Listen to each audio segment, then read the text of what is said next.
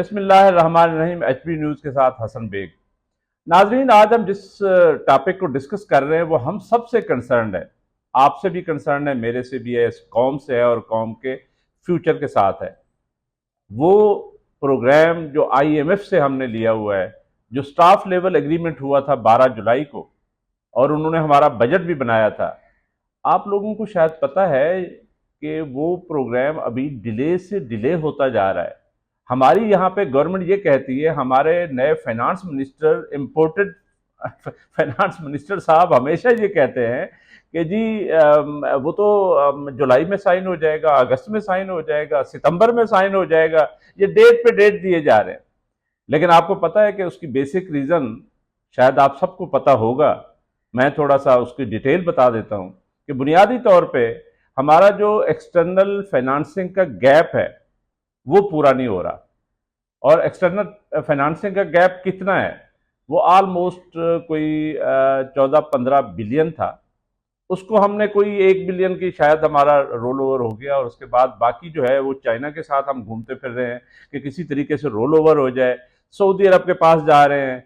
अभी आपको पता है नई डेवलपमेंट ये है कि हम कमर्शियल बैंकों के पास जा रहे हैं, और ये बड़ी हैरानकुन बात है। आपको पता है ये सारे कमर्शियल बैंक कितने इंटरेस्ट रेट पे देते हैं? डॉलर्स में होते हैं ये इंटरेस्ट रेट, और 11%, 12%, 13-14% तक डिमांड करते हैं। अभी दुबई इस्लामिक के साथ इनकी बातचीत चल रही थी, गवर्नमेंट ऑफ पाकिस्तान की, फाइनेंस मिनिस्टर साहब की, और उसके बाद जो है वो इससे चल रही है इस्लामिक डेवलपमेंट बैंक जो है उसके साथ अलहदा चल रही है। अभी नई खबर ये है कि हम इवन स्टैंडर्ड चार्टर्ड से जो है ना $1 बिलियन लेने जा रहे हैं। और स्टैंडर्ड चार्टर्ड एक ऐसा बैंक है जिसकी अपनी क्रेडिबिलिटी है, और वो $1 बिलियन कितने इंटरेस्ट रेट पे देगा ये हमें नहीं पता, क्योंकि कह ये रहे हैं कि जी $4 बिलियन तो फौरी तौर पे हमें फाइनेंसिंग चाहिए, यानी रोल ओवर हो भी जाए 12 बिलियन जो है, वो 11 बिलियन रोल ओवर के बाद भी 4 बिलियन और चाहिए।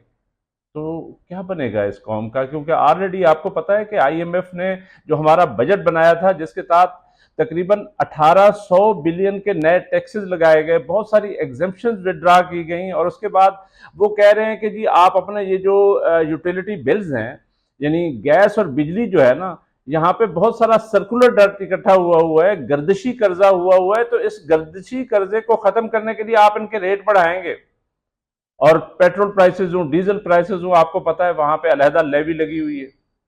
अब वो रोज एक और चीज जो सबसे ज्यादा परेशान कुन होने वाली है या आने वाली है, वो बुनियादी तौर पे हमारा रेवेन्यू का शॉर्टफॉल है, जो यानी किसी वक्त भी वो रेवेन्यू शॉर्टफॉल जो है ना, सितंबर का महीना अगर गुजर गया तो रेवेन्यू शॉर्टफॉल आने वाला है, और उसके बाद एक और आईएमएफ की पाबंदी आ जाएगी कि जी आपने वो रेवेन्यू टारगेट जो फर्स्ट क्वार्टर का था वो आपने पूरा नहीं किया। तो इसका क्या बनेगा? क्या ये प्रोग्राम जो है ये तो अक्टूबर में ऑलमोस्ट चला गया है, 13 सितंबर तक का वो डेडलाइन जो है ना वो आ गई है, उनकी मीटिंग का शेड्यूल आ गया आईएमएफ के एग्जीक्यूटिव बोर्ड का, उसमें तो कुछ नहीं हुआ, उसमें तो पाकिस्तान शामिल ही नहीं है। तो इसका मतलब है कि ये चीज़ें आगे जा रही हैं। गवर्नमेंट अपनी जगह पे परेशान है, लोग अपनी जगह पे परेशान हैं। कहते हैं इन्फ्लेशन जो है, अफरात ज़र कम हो गया है, सिंगल डिजिट में आ गया है, लेकिन मार्केट में जाओ तो जो चीज़ खरीदोगे वो महंगी मिलेगी। ये अफरात ज़र कहाँ पे कम हुआ है? ये बात भी सोचने की है। इस पे भी हमारा ब्यूरो ऑफ स्टेटिस्टिक्स जो खबरें दे रहा है, जो हम सारे खुश भी होते रहते हैं, यानी गवर्नमेंट लेवल पे लोग खुश होते हैं, आम बंदा जो है वो तो गरीब तंग है अपनी ज़िंदगी से। उसके जो सिचुएशन है वो तो रोज़ बरोज़ अबतर से अबतर होती जा रही है। अब ये अंदाजा लगाएं आईएमएफ की कंडीशंस का, कि आईएमएफ कहता है आपने कोई सब्सिडी नहीं देनी, और इसीलिए हम, आपको पता है कि ये जो यूटिलिटी स्टोर है उसको भी बंद करें। बहुत सारे चले वो रिफॉर्म्स के खाते में आ गया होगा, लेकिन वो अल्टीमेटली तो कहीं पे किसी गरीब का नुकसान हो रहा है। लेकिन पंजाब गवर्नमेंट ने जो सब्सिडी अनाउंस की थी बिजली पे, कि 14 रुपए फी यूनिट के हिसाब से 500 यूनिट तक जो इस्तेमाल करेगी अवाम, पंजाब के लोग करेंगे, तो उनको वो सब्सिडी दे रहे थे। उस पर भी एक एतराज़ आ गया। मैंने पहले किसी प्रोग्राम में भी कहा था कि ये एतराज़ ज़रूर आएगा, क्योंकि आईएमएफ एक ऐसा इदारा है जिसने जहाँ जहाँ जिसके प्रोग्राम चलते रहे हैं, आज तक माशाल्लाह कोई इकानमी बेहतर नहीं हुई। इंडिया की मिसाल देते हैं कि भारत बड़ा ठीक हो गया, मनमोहन सिंह जो है उसने ठीक कर दिया, लेकिन भाई वो आईएमएफ की वजह से नहीं हुआ, वो मनमोहन सिंह की अपनी रिफॉर्म्स प्रोग्राम थे जिसकी वजह से वहाँ की इकानमी ठीक हुई है। वो आईएमएफ की वजह से नहीं हुआ, आईएमएफ से तंग आके उन्होंने जान छुड़ाई। ये जो 23वां 24वां प्रोग्राम हमारा चल रहा है, ये तो जाहिर है हमें भी कहीं ना कहीं जान छुड़वानी है, लेकिन पता समझ ये नहीं आती कि ये जान कब छूटेगी, क्योंकि ये हमारी जो मईशत है ये तो रोज़ बरोज़ ख़राब हो रही है, नीचे जा रही है। मूडीज़ कहता है कि जी आपका CAA3 से जो है रेटिंग CAA2 कर दी है, यानी बेहतर हो गई है। लेकिन ये बेहतर किधर हुई है? यानी हमें कर्जे मिलने का इम्कान है इसलिए बेहतर हुई है।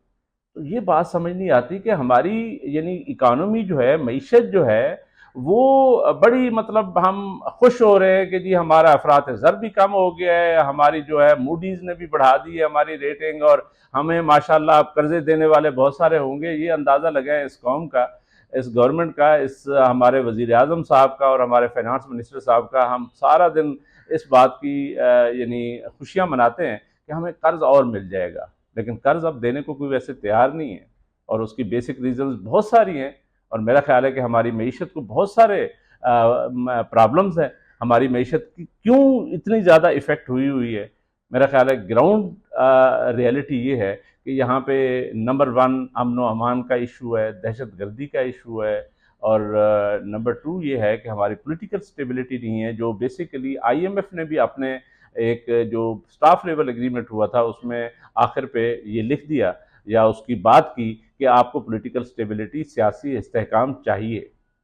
अब देखते हैं ये स्टैंडर्ड चार्टर्ड 1 बिलियन दे देगा तो फिर हम इधर शादियाने बजाएंगे कि बड़ा बड़ा काम हो गया है। तो नाजरीन, ये बड़ी अजीब सी सिचुएशन है हमारे मुल्क की, हमारी मईशत की, हम सब की। और यहाँ पे इंडस्ट्रीज़ जो है ना वो बंद होने जा रही है, बंद हो रही हैं या शिफ्ट हो रही हैं। यहाँ का इन्वेस्टर जो है वो इन्वेस्ट करने को तैयार नहीं है, क्योंकि हमारी कास्ट ऑफ प्रोडक्शन इतनी बढ़ गई है।